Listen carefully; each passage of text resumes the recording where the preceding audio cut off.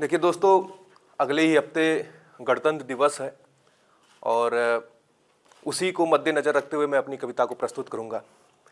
रक्षा, तिरंगा, स्वतंत्रता, देश, ये शब्द जब भी कानों में आते हैं तो सबसे पहले जो कुछ याद आता है, जो दृश्य बनता है मानस पटल पर, वो होता है देश के फौजी के बारे में।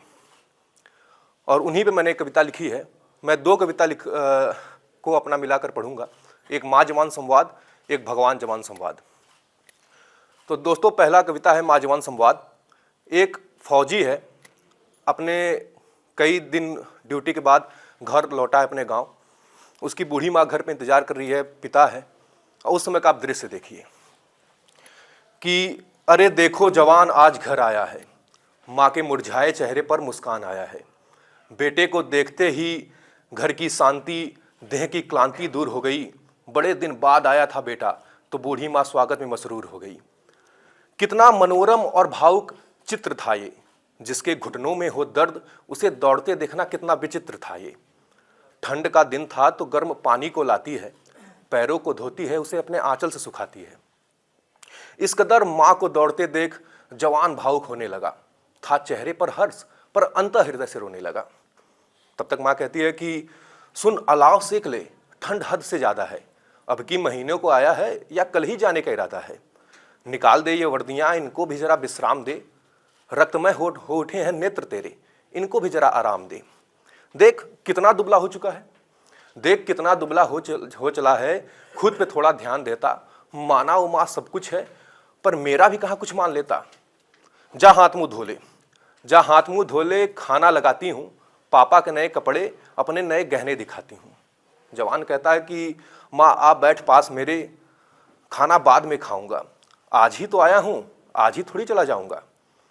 पापा को भी आने दे, सब साथ में ही खाते हैं। और हाँ, कल जल्दी कल अपना काम निपटाना, फिर कहीं घूमने जाते हैं। बहुत दिन हुआ माँ वो विश्वनाथ जी के दर्शन किए, सुबह की पूरी कचौड़ी और दोपहर की लस्सी पिए।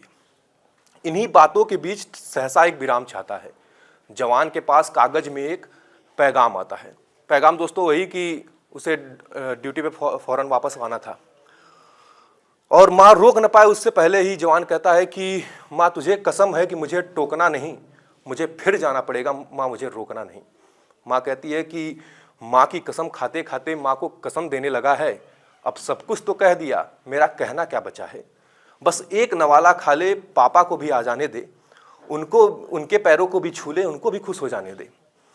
जवान कहता है कि माँ अगली बार अच्छे से आऊँगा, आश्वासन दिला के जा रहा हूँ। तुझे हंसाने आया था माँ, अफसोस रुला के जा रहा हूँ। अब दोस्तों, जवान जाता है बॉर्डर पे, वहाँ लड़ता है और इस बीच उस वीर गति को प्राप्त होता है। परंतु वीर गति से प्राप्त होने के पहले जब उसके अंतिम कुछ सांसें ले रहा होता है, वो तिरंगा को देखता है। उस समय उसके मन में जो एक गीत पनपता है वो कुछ यूँ रहता है कि ऐ मेरे प्यारे वतन, ऐ मेरे बिछड़े चमन, तुझ पे दिल कुर्बान। तू ही मेरी आरज़ू, तू ही मेरी आबरू, तुझ पे दिल कुर्बान। तेरे दामन से जो आए उन हवाओं को सलाम, चूम लूं मैं उस जुबा को जिस जुबा पे हो तेरा नाम। सबसे प्यारी सुबह तेरी, सबसे रंगी तेरी शाम, तुझ पे दिल कुर्बान, तुझ पे दिल कुर्बान।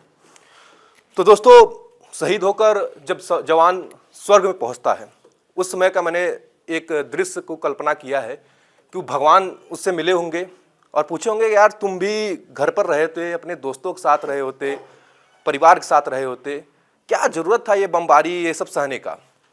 और ये प्रश्न, ये संवाद जो होता है, इस कविता को मैंने नाम दिया है भगवान जवान संवाद।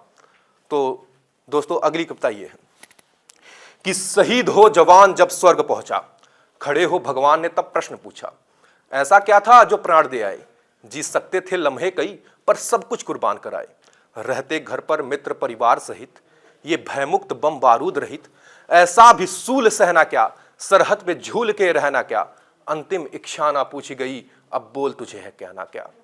जवान कहता है कि हे भगवान मुझे कुछ कहना नहीं, वो जीवन था कोई गहना नहीं, मैं उसे सजो कर क्या करता, तिजोरी में रख सदैव डरा करता। तज सकते हैं देह से प्राण कभी, ये सोच भयभीत इंसान सभी, यदि यही जीवन की परिभाषा है तो फौजी की अभिलाषा है। बस इतनी आस लगाया था, थोड़ी सी सांस बचाया था, परिजन के पग को छूना था, मेरा घर मुझ भी सुना था।